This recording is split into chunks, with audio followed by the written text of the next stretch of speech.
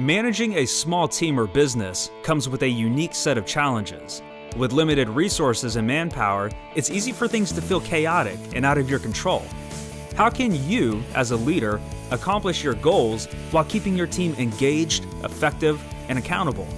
This podcast will give you practical strategies you can implement now to lead your team or business to reach its fullest potential. Welcome to the Organizing Chaos podcast with your host, Danny Coleman. Hey, what's going on, guys? Thank you so much for tuning in to another episode of Organizing Chaos, where we talk about small, practical strategies for small teams and small businesses. And today I have with me my good friend, Mr. Tyler Steigelman of WorthWhile brand. Is it brand or brands? Brand, okay, brand, singular. Yep.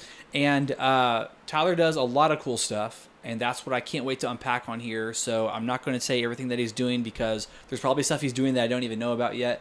So we're going to talk a little bit about but one thing I do know for sure is that he does custom apparel.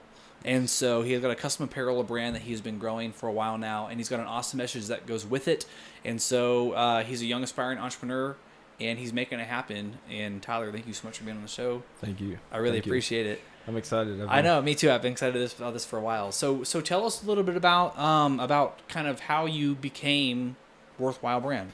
Well, I can give you an extended, personal journey, which I feel like that's kind of what you want. Yeah. Let's hear the personal journey. Because first job I was working at Kroger, 16. This is kind of where I learned my work ethic. Mm-hmm. I was best bagger we had, and I went to cashier.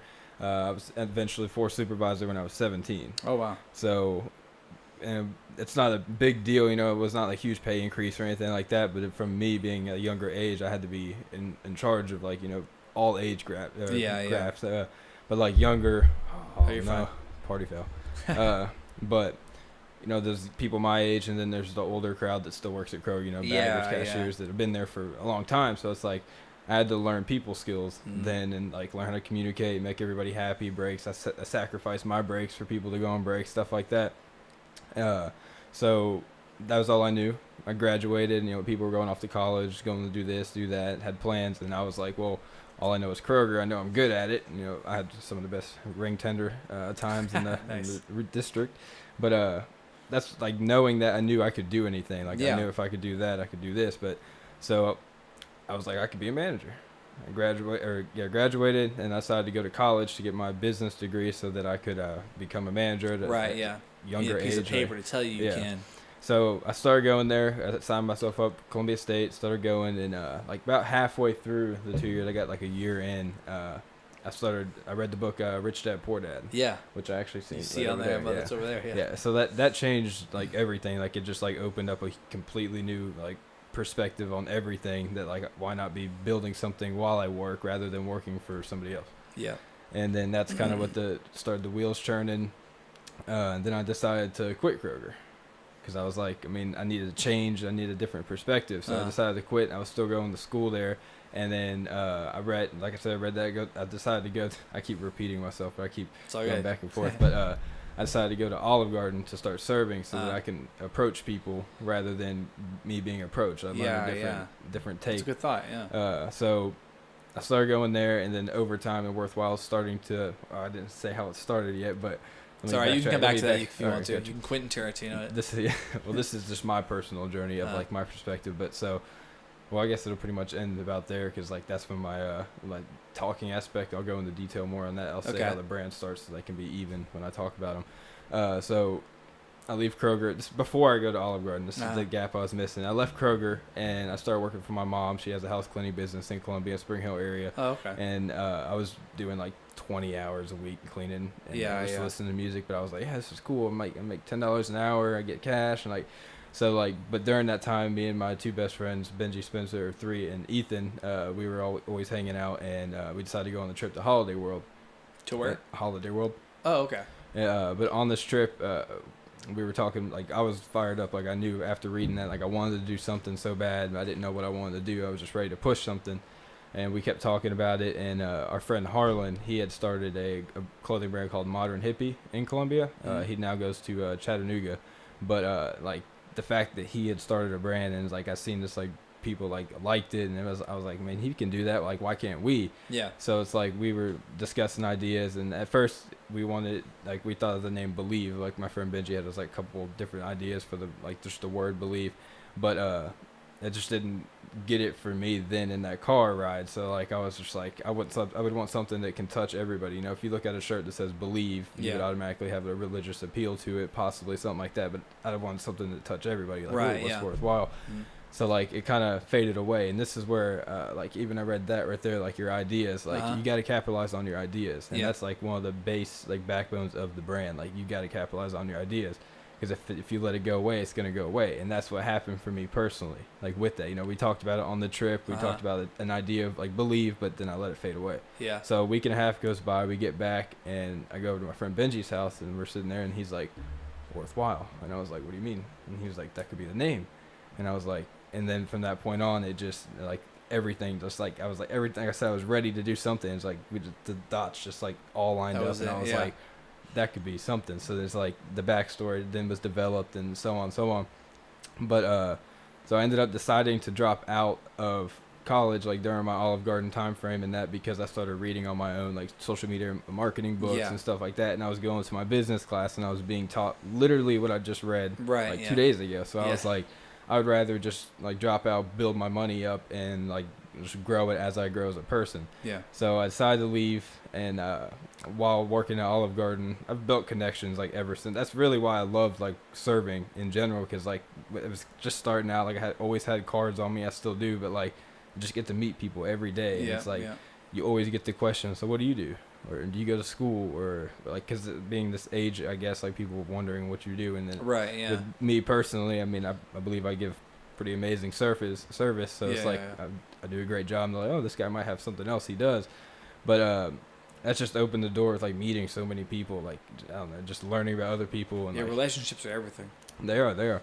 But so I ended up dropping out, and I met a guy named Sway Phil, which his name's Phil, but he Sway Multimedia. He had a studio off Carmack. Okay, I'm not sure.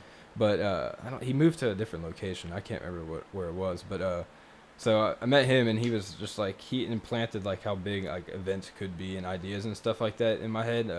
So we were talking with him about doing an event.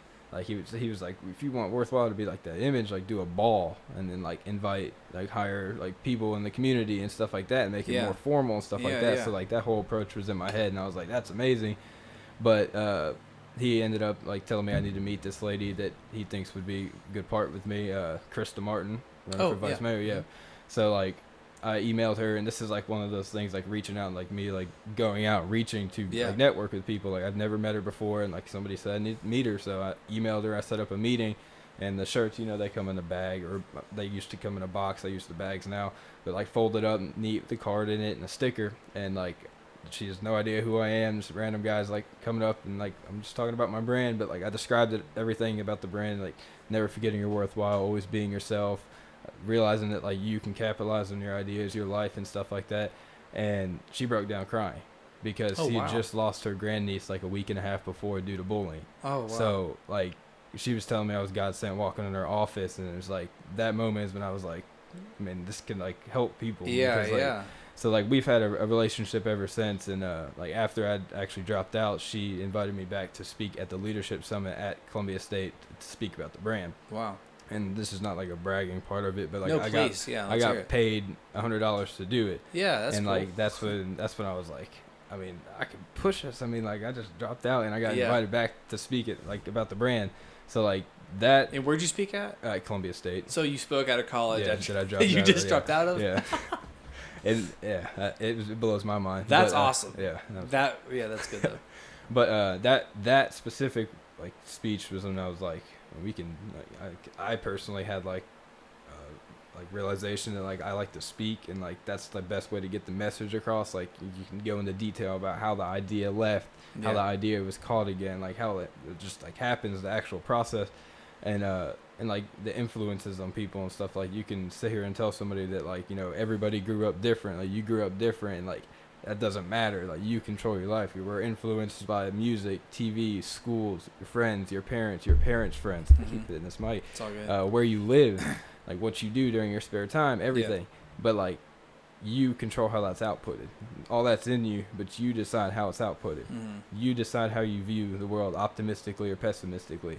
And like that, being able to say that rather than you seeing the logo and saying like you're worthwhile, like expanding on it, I feel like is what like I was like I need to do that. Yeah. So that led to a couple other like speaking engagements. I she got me another one. I spoke at a math academy at Columbia State. So like this is a great example. Like I had this guy one time was arguing with me at I think it was at Southern Trade, or maybe it was Olive Garden, but he was like, "You're a clothing brand. There's like a million clothing brands. Like what makes yours different?" And I just spoke at the math academy, so I was like, "Well, here's an example.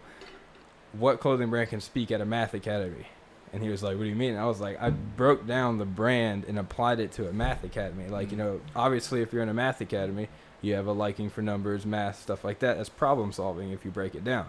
So I broke down problem solving to your everyday life and compared it to about overcoming those problems. And like there being there's an imaginary wall right here. You can go over it, you can go through it, you can go around it, you can go under it, you can break it. Like there's all these different routes, but which one do you want to take?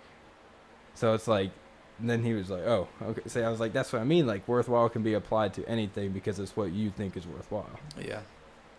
So back on track with the speaking, but so that happened. I spoke at Boys and Girls Club. I met with Chauncey. I don't know if you know Chauncey. I've heard of who you're talking about. That's who I ended up meeting with to talk to him about, and like that was a good experience. I brought like about 5 or 6 shirts, and I gave them away while I was there, and asked questions like, "What do you think's worthwhile?" and stuff like that. And I mean that's all the stuff that's like not necessarily been seen. Like that's like the grind that's over the years. Like I've done these things. I've built them, and like how I've done like the Boys and Girls Club one. This is actually I should go into detail about getting denied or like how it seems. But like so I walked in like 3 days in a row, and the guy I needed to speak to, Chauncey, wasn't there. And I finally came in. The kids were just getting there, and I was like, "Hey, my name's Tyler. You know, I got a clothing brand. I would just love to like talk to you about it."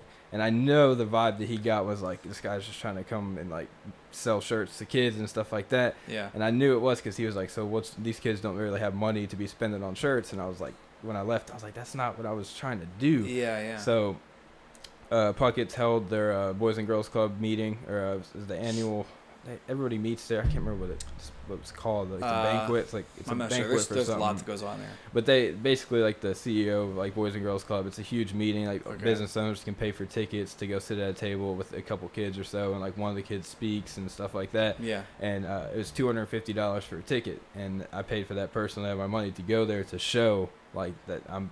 Yeah. So it's like I brought 2 shirts. The 2 girls I was at the table with, I gave them the shirts, and I was talking to them, and I seen Chauncey again there. And we shook hands again. We talked, and the next day we met about speaking and going into other things. But I don't think he's there anymore. I actually seen him at Southern Trade the other night at the bar, and he said he's moving to Virginia on Tuesday. But we had talked about doing like interactive stuff, like them printing their shirts, and it just never happened. But I mean, like that, like I got denied. Like that's whether you look at it as that or not. Like I got denied. I went in there, and he's like, "This isn't really what you're thinking." But me staying persistent with it, you know, like I knew if I can get there that I can show. And it was like, then I got the opportunity to speak, and the kids loved it. And like months later, I seen him at like Walmart, and he's like, "No, kids are still talking about you and stuff." So it was a good feeling. But like that's what I'm saying. Like that's the grind that's not necessarily seen. Well, that's the grind you have to do so that in 10 years people can say, "Look at this overnight success." You know, because there's no such thing as overnight success. Exactly. It's that grinding that you're talking about that is kind of where like the story comes from. That's where the story gets formed, and then it becomes why it's meaningful not only to you but other people. Exactly. So then, as of right now, like Worthwhile brand rather is like how do you define Worthwhile brand right now? I think for me personally, or like for you personally, yeah. As of where it's at, yeah, I feel like I just love it because like me personally, I feel like I'm an extension of the brand, and it's like wherever I go, I am the brand. I speak of the brand, like I said, serving. I meet people, so it's like for me personally, and not everybody could probably see this because they don't see the people and know everybody that I know, but like I've watched it just slowly just grow and grow and grow. And it's like since Olive Garden, and then like being at Southern Trade in the middle of the town, like for 2 years almost, like I've met people like you and like all around the town. So I just watched it grow, and that goes back to like where I'm saying like I want to do something bigger. So I feel like I'm like getting to that point where it's like once I like like know that one thing I want to do, it's gonna blow up. So is it right now? Is it a custom shirt company with a message, or is it more than that to you? It's more that I want to make a difference. I want people to realize that they can do what I'm doing too. And that goes back to the ideas things, like letting people know that you can do something. And I feel like me doing something is an example of the brand. Like if I can do it, you can do it. Yeah. And yeah, no, I follow you. So like, so when I think about like custom clothing brands that became big, like something that was, you could tell there was custom designs there and then it's larger, or at least it seemed like there were custom designs. Like, maybe you don't want to be associated with this, but whatever. The first one I think of is like Affliction. Like the Affliction shirts. I don't know if Yeah, they were like, or there was like the Knockout or TKO or whatever, like TKO shirts. You know what I'm talking about? They were associated with UFC and like the mixed martial arts as UFC kind of became big and stuff like that. And you saw a lot of people wearing these shirts, and you're like, where these come from? And like Randy Couture ended up making his own shirts and stuff like that. Like, and all these kind of like personal brands. So it was like there was like those shirts that you saw. Like growing up, you would see brands, and you're like, "Oh, that's American Eagle, or that's Abercrombie," and it said different things about the people who are wearing them. But then I think, as with like the rise of the internet, became the rise of the serving of the niche or the long tail. I don't know if you heard the long tail. It's a book. I think it's called The Long Tail. I think it's somewhere over the book. But I think it's by Seth Godin, if I remember correctly. I could be saying it completely wrong on my podcast right now. But The Long Tail. He talks about the fact that basically, in short, the internet allowed us to serve the long tail. The long tail is the statistics term, and I'm not statistics oriented, but I know about this one. And basically, like you have, let's just say on a scale, like you think of like an X and a Y axis, there's like the lowest point that like you can graph might be 100 because the scale you need to go up to is like 20,000. So you couldn't do. So you just have to just pretend that basically like essentially anything under 100 is negligible, right? But there's a ton of those, right? So you got like thousands of categories that are 99, and thousands more that are 98, and thousands more that are 97, and you got all these. But when you had limited shelf space, you couldn't serve those because it wasn't profitable for you. So Target could only hold CDs that were going to sell to the 100s and up, if you will. Does that make sense? Yeah. And so now with the internet, there's no shelf space, and you can keep all your shirts, for that matter, even though it is a physical product, in a warehouse. And online, you still have no shelf space. And so that allows you to serve the niche. I got to pick a camp on that. I think I say niche. Niche is what I try to err on. Because niche just sounds like quiche, and I'm not talking about eggs. You're adding a flair onto it. But yeah, so like, anyways, all that to say, just like, so do you see like WorthWhile? Do you see it kind of like that? It serves the niche of people who want to wear clothing that inspires or clothing that has a message or supports something. Yeah, and then going with it, like the custom, like one of ones, like that's what comes like from the individuality part of it. Like I call them individualities. If you get it, like t-shirts and tees. Haha, nice. But, that's good. But like, so like how that part like started, the printing part, like your normal brands, you go to a screen printing place and you got to get a minimum of 12 whatsoever, you get it limited quantity or more, but like then you gotta pay labor and stuff like that. And like I found myself with the brand, like over time, like it just goes back to growing with me. Like I'd buy a set and I'd still be selling that months later, not just get a set and sell out. Yeah. So like I started printing myself. I was like, why can't I like learn how to print myself? I looked up on YouTube and I bought the set and everything, and I learned how to do it. And then over time, like I kept like with the screen, that's just a good time to show it out. But like, you can only do technically with this, like you can't realign this perfectly without having like a press to realign it. So it's almost impossible to do different colors because you can't get it lined up just perfect to do like this color red and then the next like word to be. It's just too hard. It wouldn't happen. So like that forced me to like, I was like, well, if this is one layer, why can't I like do how that shirt comes out, like do one pass? Yeah, let me show this. I meant to put it on before we started, but I forgot. And I'll probably actually be able to display it better here. So if you're listening to the audio only version right now, what we're doing, we're showing actually the shirts that that Tyler does. And he made me one because he's such a cool guy and he knows I'm cool too. No, I'm just kidding. And he made me a custom shirt, so front and back. And even as you say that, I think to myself, like with I don't know how everybody else is, but for me personally, I'd be happy to pay more for a custom shirt that was made just for me. Exactly. And with the message that you have, and with the internet, like how it is, you can find the people who resonate with your message and get them to pay premium for your clothing. And have you only done shirts, by the way? Have you that more or less? Yeah. Okay. I've done it like a couple like sweatpants I just printed to see what they look at. But like, and that's another thing. Like I know it's gonna be a time thing. Like I know it's like I'm 3 years in now, but it's nothing compared to what it's gonna be. And if you just look at it at that, like it's only been shirts. Yeah. Like how far it's got with just shirts. So it's like once that's what I'm doing, just building an audience. And then once I feel like I'm at a point where I want to just put out like everything, like it'll be hats, pants, like, and it's the custom aspect. Like I want to even get into sewing and alterations like that, because like that makes it even more like through the level, like putting on like a strip of like fabric here and then printing on that fabric, or like bringing the more custom one of one instead of just ink. But like that's a different endeavor. So like speak a little bit to because what I'm trying to do, I'm trying to like bring this in, and I can, like I know I have my thoughts on it, but I want to hear yours. Like how does what you're doing with this, having a message, having a commitment to a certain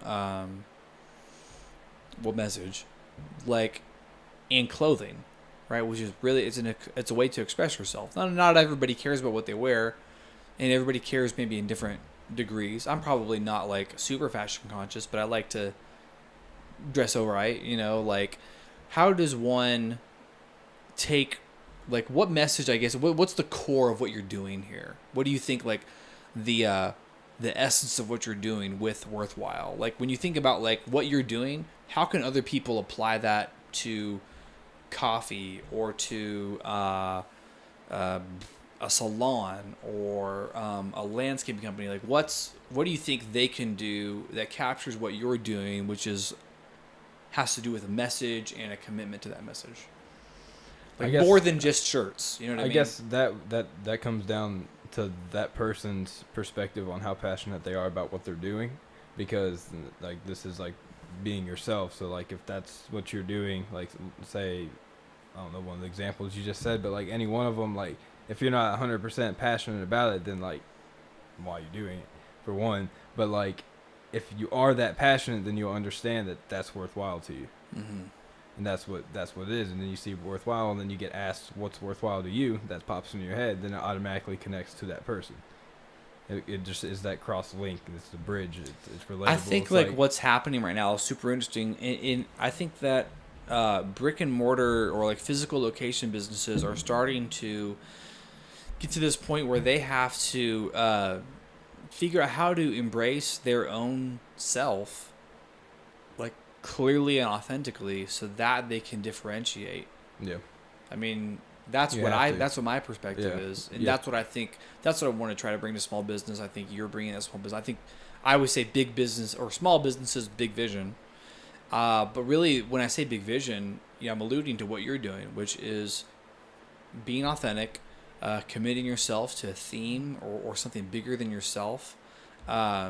And kind of like how can you do that in your own industry? So if you're not an apparel place, right, where it makes maybe more sense, quote unquote, to like customize, how do you do that if you're a landscaper, or how do you do that if you're a coffee shop, or whatever? Like how do you bring that authenticity out? How do you bring you out, or a message bigger rather than you?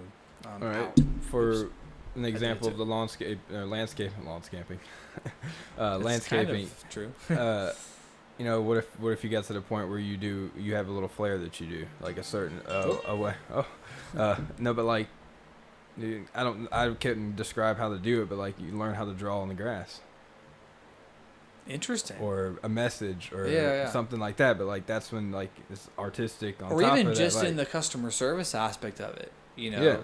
Like you can do a few small things that really are something that only you do. I think what's hard is that people think landscapers don't do that, or coffee companies don't do that, or but the one that does can say exactly. I can do that. Yeah. Exactly. Yeah, that's good. That's really good. So so we talked a lot about what you're doing now, kind of the how you got to create this thing, which is really what I think is like it's a future of small business, which is the ownership of who you are and unabashedly being yourself and committing yourself also to something bigger than yourself, whether it's a charity or just a message or both or whatever. And all of it starts with you being you.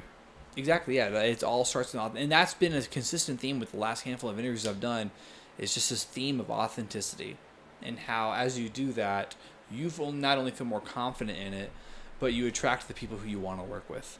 But saying all that, where do you see, as of right now, where do you see WorthWhile ultimately getting to? Like, what do you want it to eventually become? Like, what are you doing in 5 years, or what does the brand look like in 5 years, stuff like that? I want it to be, my ideal goal would be the limited shirts are high dollar. It's not just a print. I wanted to do a print, alterations and stuff like that, and be selling these one-of-ones for more money. And then I want to have a line, or like lines that are in stores, in storefronts, stuff like that. And that's the more consistent, like a one-color press, or like a shirt with WorthWhile across the top of it, or on the back, or something like that. And like basically give people, or not necessarily give, but like, I guess, I do give them. But I mean, like, growing the individuality part of it with those, and then here's these. Like, I'm bringing individuality through, like, by meeting people, and, like, that goes to, like, talking about, like, having my own podcast and stuff like that, having people on, here's a custom shirt, this is a custom shirt, and then anyone that's supporting or doesn't get that contact one-of-one shirt, like, here's these lines that, like, you'll find something you like, a color combination that could be anything, but that comes with space. For me personally, I need to get a press to get space, and that makes me want to get a storefront, which is going opposite from like that. But like, I would love to have a storefront where you can come in there, you can get a custom shirt printed there, have a photography section of it, you can come get your pictures taken and or video, and make an experience. There's local music being played there. You can come hang out there. It's an actual spot. It's where like people, like-minded people, can come talk. Idea center or something like something like that, where you can come and experience the brand, not just buy a shirt. And that's it's kind of like a tap room is for a brewery, or even like Muletown Coffee here locally is for Muletown makes all of its money really being a wholesale. They're roasters. Muletown roasted coffee. They're Muletown roasting. They're roasting first and foremost, but their tasting room, if you will, their cafe, the square, is where a lot of people can become introduced to it. And I think I like your idea. I want brands to get weirder and weirder, if you will. Like I want people to get more and more outside the box with what it is that their company does, because like we talked about just a minute ago, a lot of people don't do certain things because they're like, oh, my company, that we don't do that. Industry or real estate just don't do that. Landscapers don't do that. Painters don't do that. But that's where I think a big problem is. I think that you make yourself a commodity when you do that. Your people are just like, oh, hey, painter 1, what's your price? Painter 2, what's your price? All right, lowest price wins. Exactly, And maybe sometimes, if you're doing anything to differentiate yourself rather than price, if you're just trying to not be, if you're avoiding being just the lowest price, you're doing something else different. That you're on the right track. You're doing this in a sense. But you just have to keep on figuring out, how can I do more? Exactly. And I think ultimately that comes down to, I think a lot of small business owners actually want to do that, but it takes a lot of, there's a lot of work to implement those types of ideas, which is really, that comes back to what I talk a lot about, which is structure, systems and stuff like that. That handles the day-to-day regular stuff, which allows you to get more into the personalizing, of things and whatnot. And it all goes back, like, you're not going to personally want to get give that much interest in something if you're not that passionate about it. Right, so it's So Tyler, talk a little bit about what you've got, or I guess where people can find you at right now. All the social media is at WorthWhile Brand. The website's www.worthwhilebrand.com. Most of the content I do on Instagram, so I prefer if you go to Instagram first.